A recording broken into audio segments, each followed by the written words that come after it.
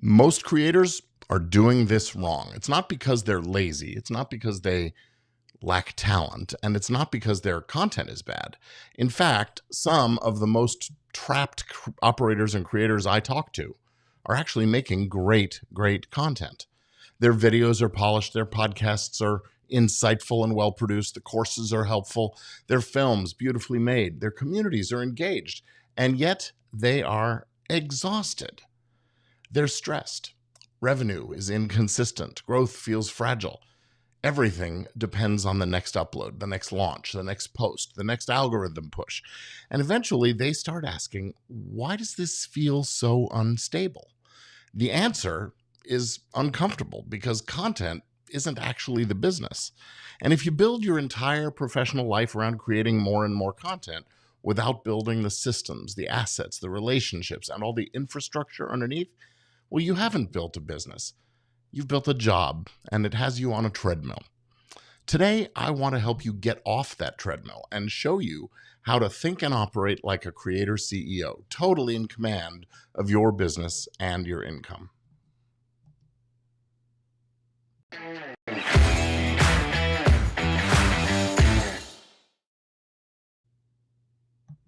Hey there, friends. I'm Gordon Firemark. I'm an entertainment, media, and business attorney, and for more than 3 decades, I've helped creators and creator-driven businesses protect, structure, and grow what they're building. In some circles, I'm actually known as the podcast lawyer because I've spent years helping podcasters navigate the legal and the business side of building shows and media brands. But my work has always gone far beyond just podcasting. I work with YouTubers, filmmakers, writers, producers, theater makers, online educators, course creators, coaches, membership businesses, influencers, authors, speakers, performers, and entrepreneurs that use content and media to build influence and revenue. Because if you create media that attracts attention, that builds trust, or grows an audience, then you are part of the creator economy. And no matter the platform, I keep seeing the same problem. So many talented creators making content, building without building a business behind it. And honestly, the platforms actually love this because the more dependent you are on constantly publishing content, the more valuable you are to them. But the moment that you start building owned assets, owned audience, systems, products, infrastructure, intellectual property assets, recurring revenue, and leverage, well, that's when the game really starts to change. And that's what this episode is all about. And if you really hear what I'm saying today, it may completely change how you think about your future as a creator and as a business owner. So let's talk a little bit about that treadmill because most creators are stuck on it, whether they realize it or not. The creator economy trains people and teaches them that success comes from consistency, frequency, engagement, retention, posting schedules, optimization, hooks, thumbnails, trends, SEO, and feeding the algorithm. Now listen, I'm not saying those things don't matter. They absolutely do matter, but they are not the business. They are marketing activities. And that distinction is actually incredibly important. Your podcast, marketing. Your YouTube channel, marketing. Your Instagram, marketing. Your newsletter is marketing. Your TikTok, absolutely, that's marketing. Your webinars are marketing. Even your course content or your documentary film or your stage production or your educational content may actually not be the business that you need it to be. They may simply be the engine that powers the business. And when creators fail to understand that distinction, everything starts to feel unstable, uncertain. Because if your entire livelihood depends on attention and reach and impressions, views, engagement, likes, those kinds of things, then your business could disappear the moment that attention shifts. And attention always shifts. Platforms change. Algorithms change. Audience behavior, very fickle. Technology changes. Monetization models change. We've seen this happen over and over again. Remember when Facebook pages had huge organic reach? Gone. Remember when everybody said Vine creators had it made? Remember Vine? Gone. Remember when podcast advertising money felt like it was sort of endless? Well, that market tightened too. You're watching YouTube evolve constantly. TikTok's future changes every few months. Search traffic is shifting because of AI, and email deliverability keeps changing and the goalposts get moved. If your entire business depends on the platform continuing to behave the way it behaves today, that's not stability, that's exposure. And here's the part most creators never really stop to think about. Why do platforms keep encouraging creators to produce more and more content? It's because the platform's business model depends on it. The more content creators publish, the more attention the platform captures. The more attention they capture, the more ads the platform can sell, and that's the real machine. And to keep creators feeding that machine, the platform started sharing little slices of their ad revenue. YouTube did it, Facebook did, TikTok did, Instagram, you name it. Now, don't get me wrong, there is nothing inherently bad about collecting some of that ad revenue. It could absolutely become part of a smart monetization strategy. But it was never intended to make you wealthy. It was designed to incentivize continuous content production that benefits the platform first, that job we talked about. And unfortunately, many creators accidentally built their entire operating models around chasing those small revenue shares. That's just plain dangerous, because the platform controls the rules, the algorithms, the monetization terms, the discoverability, and ultimately the economics. That's why smart creators eventually realize that the real opportunity isn't just monetizing attention, it's converting attention into assets you own and control. And this is where things start to get painful, because many creators are actually doing everything they've been taught to do. They're disciplined, they're consistent, hardworking, they're posting constantly, they're learning how to edit, they're improving their storytelling, studying thumbnails, researching titles, watching analytics, and yeah, they still feel stuck. Why? Because they accidentally built a system where you must constantly continue in order for the revenue to continue. That's not leverage, that's dependency, and eventually it's bound to lead to burnout. Now, I see this all the time with the creators that I work with. They launch their shows or their channels. They spend years building up an audience just so they can get sponsorships. But then they realize that the sponsorship income only exists if the content keeps flowing. And unless they've got a really big audience, well, it's not even that great money anyway. The moment they slow down, the revenue slows down too. And for many creators, that realization can be sort of emotionally devastating. They thought they were building freedom. And what did they do? They accidentally built another job for themselves. And sometimes it's a really demanding one. So what is the business? Well, this is the belief shift I really want you to take on.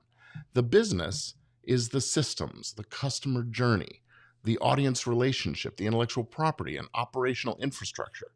It's the brand, the products, the licensing, the partnerships, the data, the processes, the team, the contracts, and all of the other assets. The content creates attention. Now, the business has to capture value. That's the difference. Walt Disney understood this almost a century ago. His cartoons were not the business. It's the characters that were created in the cartoons that were. That intellectual property was the business. That licensing opportunity was the business. The parks, the merchandise, the experiences, that whole ecosystem became the business. The content was simply the attention engine. Now, obviously, most creators aren't trying to become Walt Disney, but the principle still applies. Some smart creators understand that content should lead somewhere. It should build relationships and trust, ownership, community, data, products, customer pathways, and opportunities. That's why some creators with relatively modest audiences make enormous incomes, while other creators with gigantic audiences struggle financially. One built attention, while the other built infrastructure. Now, this may be the most important thing that I say in this episode. Here it is. Followers are not assets.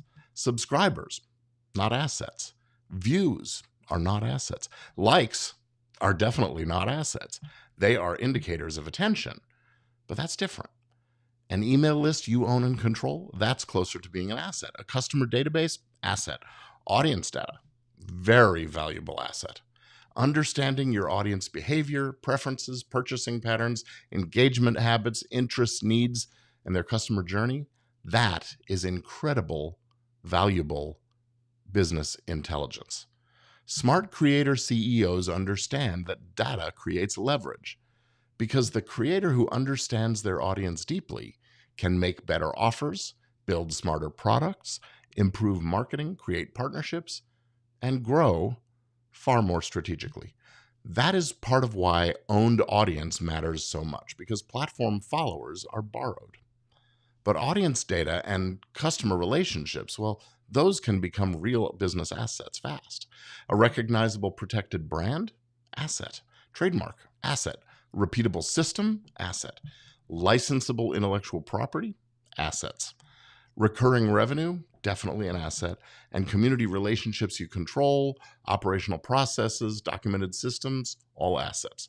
The trouble is that many creators are building their entire careers on rented land, those platforms. And rented land is very dangerous because the landlord makes the rules. This is why I am constantly encouraging creators to move people off the platform and into email, into communities and memberships, into customer relationships, and into ecosystems they control. Because the creator economy is maturing, and the creators who survive long term are going to be the ones who own their audience relationships, who build that infrastructure, have the systems in place, and yes, they own and control the intellectual property. Not just the attention, but what they're attending to. So let me ask you, if your primary platform, whether it's podcasting or film or YouTube or whatever, were to disappear tomorrow, what would still remain there for you? Would you still have customers, a community? Would you have products? Would they be selling? Would you have systems in place, recurring revenue? What about legal ownership, operational infrastructure? Or would everything vanish at the whim of the algorithm? That question matters more than most creators realize. So over the past year or so, you've probably heard me talking about the idea of becoming a modern media mogul. And I still believe deeply in that concept because I think that creators should be thinking bigger about ownership and leverage, infrastructure, intellectual property, and building real enterprise value around what they create. But I've also realized something important, and that is that not everybody connects with the word mogul. Some creators hear that word and think, I don't want a giant empire. I'm not trying to become Walt Disney. I just want a sustainable, profitable, creative business and a good life. And honestly, that's fair. Maybe that's you. So lately, I've been talking more about this idea of being a creator CEO. Because whether your goal is a massive media company, a thriving education business, a successful production company, a sustainable creator brand, or simply more freedom and stability, the mindset shift is the same. You have to stop thinking only like a content creator and start thinking like the owner of a business that uses content strategically. The creator CEO understands that content is just the front end. The business is the back end. The creator CEO asks different questions, not how do I get more views, but how do I create more leverage with what I've got? Not what should I post today, but what system does this content support? Not how do I go viral, but how do I create durable business value? That's a very different mindset. And honestly, it changes almost every business decision. The creator CEO builds offers and systems and infrastructure, repeatable processes, a complete customer pathway. They build partnerships, products, licensing, protections, and long-term asset libraries. The content becomes the entry point, and it's not the entire business model. And this matters whether you're a podcaster, a filmmaker, a course creator, a theater producer, an influencer, educator, a consultant, whatever, because all of these businesses are vulnerable if they depend entirely on ongoing attention generation. And this is where the legal and business side becomes incredibly important. Because once creators start building real businesses, the stakes change. Now, suddenly, ownership matters. Contracts matter. Trademarks matter. Licensing matters. Entity structure, collaboration agreements, operating agreements, intellectual property rights, all of these things matter. And revenue participation, that matters too. Creators who ignored those things early on often find themselves paying for it later. I've seen co-host disputes that destroy podcasts. Filmmakers lose the rights to their projects, YouTube partnerships collapsing, creators losing control of their brand names, businesses implode over handshake agreements, and partnerships that explode the moment real money starts showing up. Because when there's no structure, everything feels fine, right up until it doesn't. And honestly, that's one of the reasons I'm so passionate about helping creators understand the business side of what they're building. Not because legal stuff is exciting. Most people do not wake up thinking, you know what sounds fun today? Contracts. But because structure creates freedom, protection creates confidence, clarity creates growth. And when creators know the business side is handled properly, well, then they make better decisions. They take bigger swings. They grow more confidently. That's why I created my flagship course, Easy Legal for Podcasters, with its legal templates and the training and the workshops. And now the Creator CEO framework, because creators deserve access to all this knowledge before something else goes wrong, not after. And honestly, we cover these ideas much more deeply inside the Creator CEO Masterclass and throughout all of my training programs. So here's the big reframe that I want you to leave with today. Stop asking, how do I make more content? And start asking, what's the business this content is building? What relationships is it creating? What systems does it feed? What products does it support? What customer journey does it power? What assets does it build? What ownership does it strengthen? What leverage does it create? Because the creators who win in the long term, they're not just content creators. They are business builders who use content strategically. That's the shift. And honestly, once you see it, you can't unsee it. So, hey, if this episode challenged the way you've been thinking about your creator business, well, good. That means you're probably ready to take things to the next level. And if you'd like help thinking strategically about your creator business, you could schedule a strategy session with me. Just kind of head on over to firemark.com/strategy. And if you want to go deeper into this entire creator CEO approach, join me for my Creator CEO Masterclass on May 28th. You can register now at makeamogul.com. And if you've got value from this episode, subscribe, share it with other creators, and leave me a comment. What part of your business are you building beyond the content itself? What questions do you have? I'd love to hear from you and answer. So thanks for spending this time with me. I will see you next time here on Legit Podcast Pro. Have a great one.